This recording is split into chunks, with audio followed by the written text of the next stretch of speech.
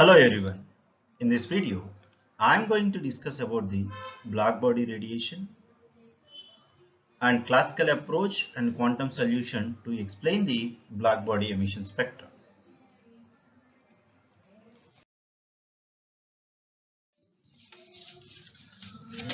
As we know that hot objects emit visible light, cool objects emit almost zero visible light. Heat is transfer of kinetic energy. There is no translational motion in solid, but there is vibrational motion. Here, when you take in the object, if it is heated, the electrons are vibrated and the vibrational energy is released in the form of electromagnetic radiation in the form of light. Coming to the black body,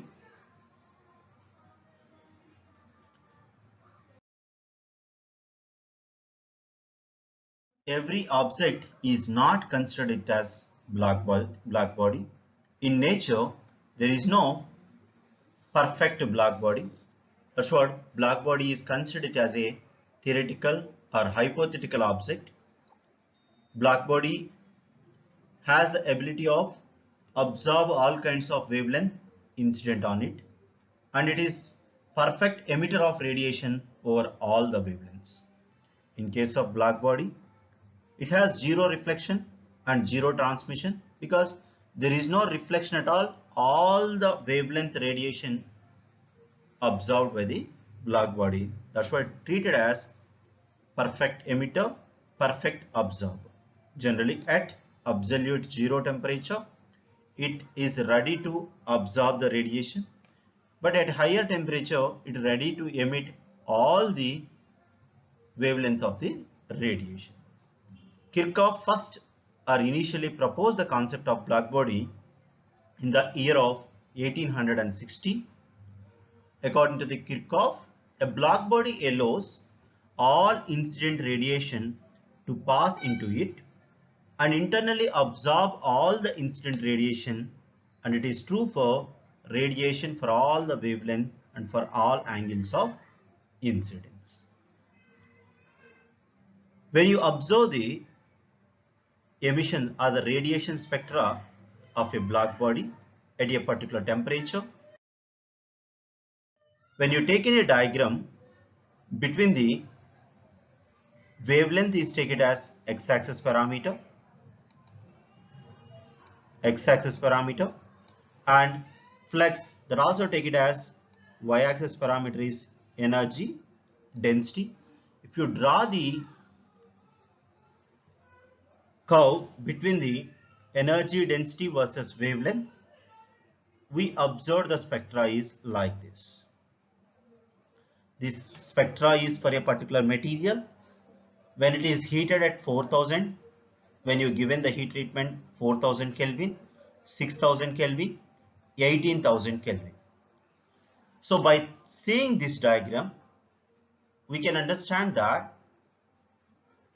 there are few points we can notice. One is at lower wavelength and at higher wavelength, the energy density or the flux value is lower. The energy density of the flux is increases with respect to the wavelength, and it's showing maximum for a particular wavelength, and then it is decreases. This is the first observation. And the second one, as the temperature increases, it's 4000 Kelvin, it is a 6000 Kelvin, and it is 18,000 Kelvin. As the temperature increases,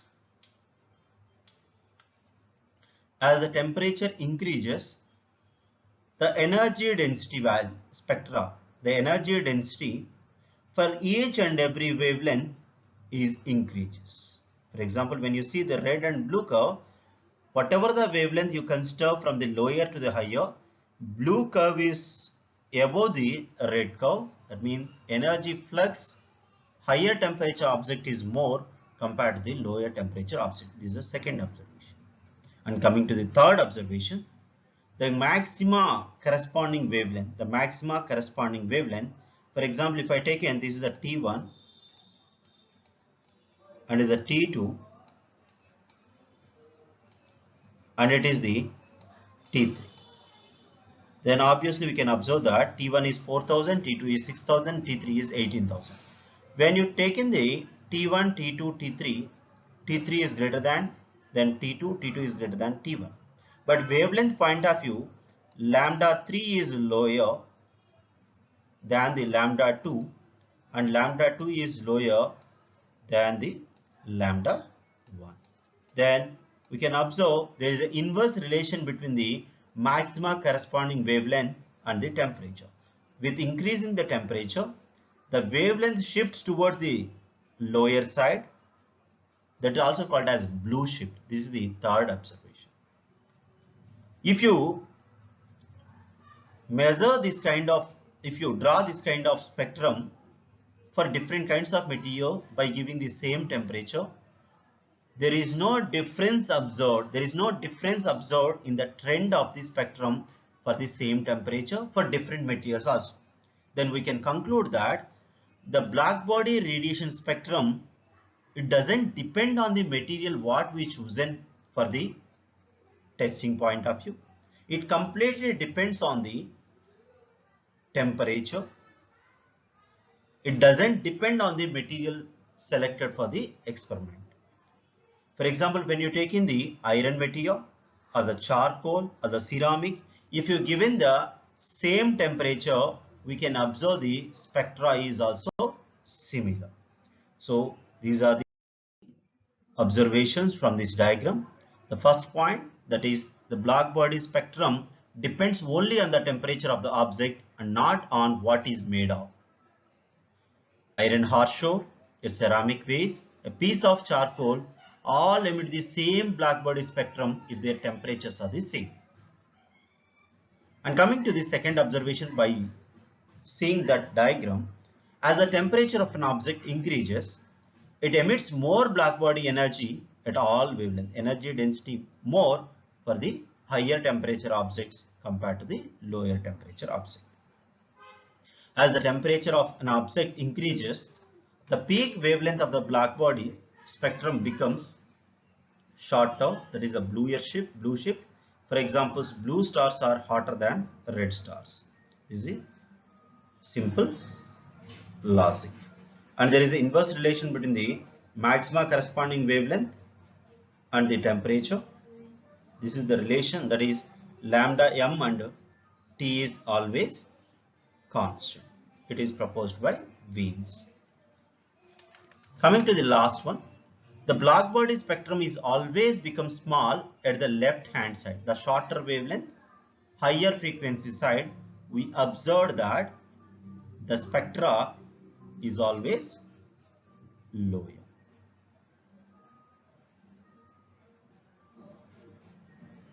To explain this observed spectra, initially classical approach is like this.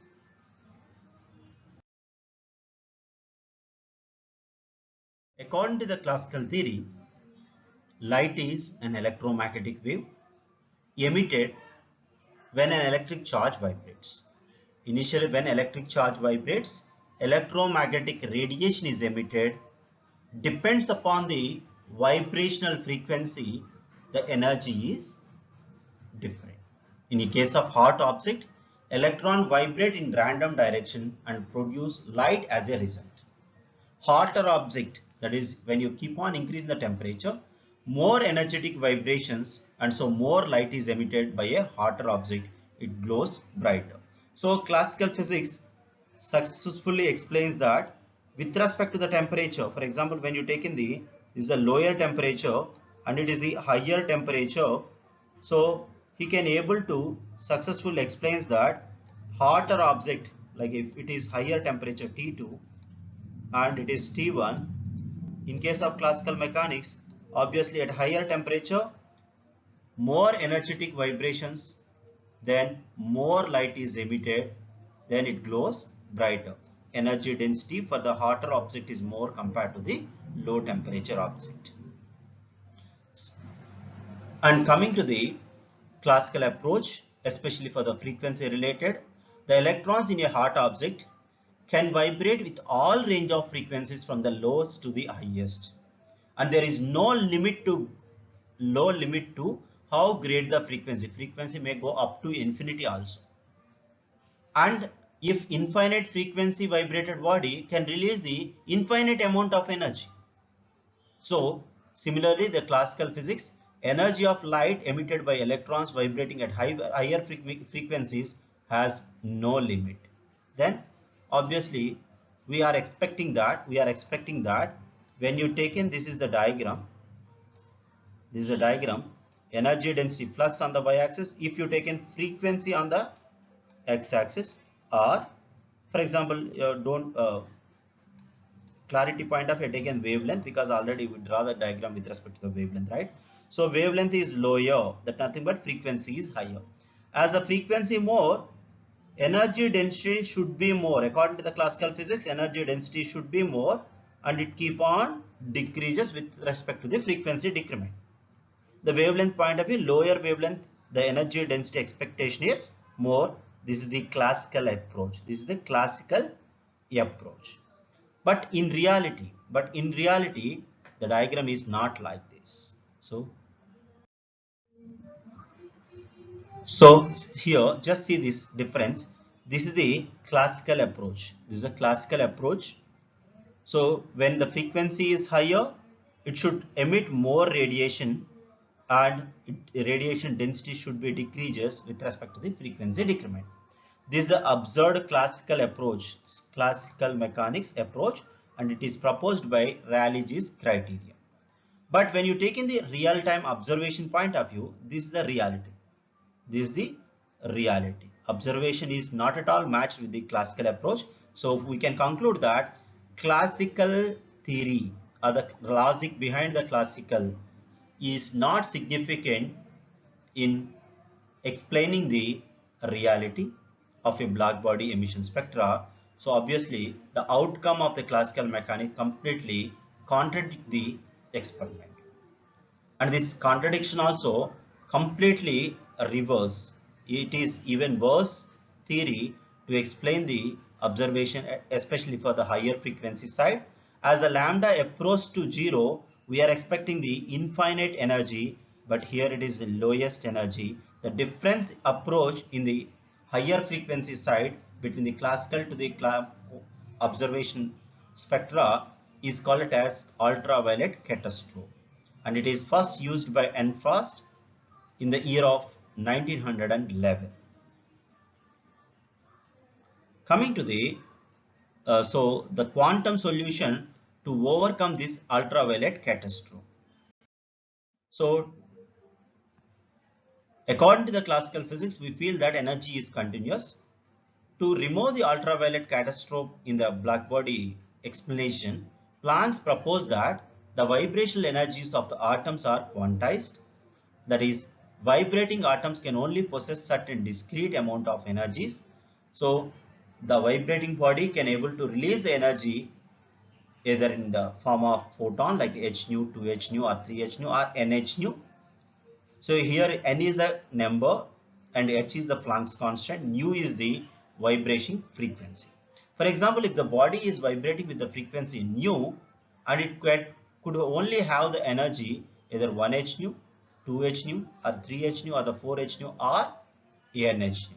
So there is no continuous energy according to the Planck's. But how Planck's like assumption can able to explain this complete spectra of the black body that I am giving here? When you take in, the energy density value is lower for the high frequency side as well as low frequency side. And coming to the most important point according to the Planck's, if the vibrating body or the vibrating electron is to radiate, it must have at least one quantum of energy h nu. It will not emit light until and otherwise if it has at least energy 1 h nu or hf of energy. But what about the higher frequency point of view? At higher frequencies, so we have to consider h into nu, right? If it is higher frequency nu, then the quantum of energy en, each quantum energy is very high. each quantum energy is very high. If the particle or the electron doesn't have that much energy, it's impossible to radiate energy. So at the same time, within the black body, no electron has that much frequency. No electron is not vibrating with high frequency. Then obviously there is no much energy is liberated at high frequency side. That's what the at higher frequencies the energy density value is lower. So here just see this, at higher frequencies the amount of energy in a quantum h nu is so large that the frequency, that the high frequency vibration can never get going. That is why the black body spectrum always becomes small at the left hand side. In this way, Planck can able to explain the complete black body radiation spectra from lower end of frequency to the higher end frequency point of view. Coming to the summary, the black body radiation curve have quite complex shape. So it's not following any specific formula, just it's showing like a different trend. That's what called as complex shape.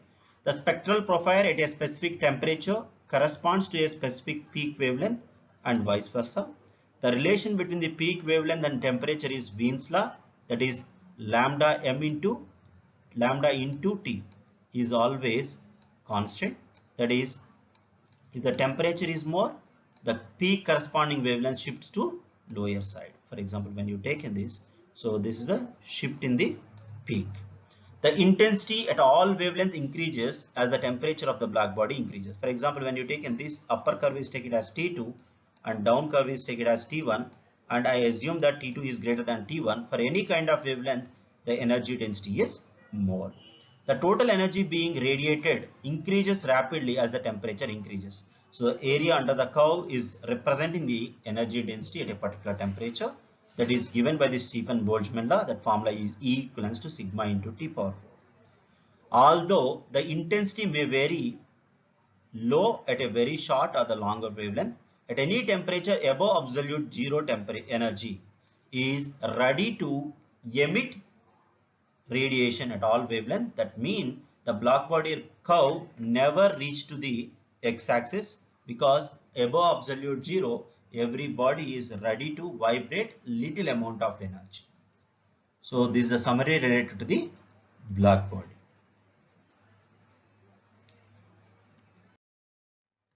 Thank you very much.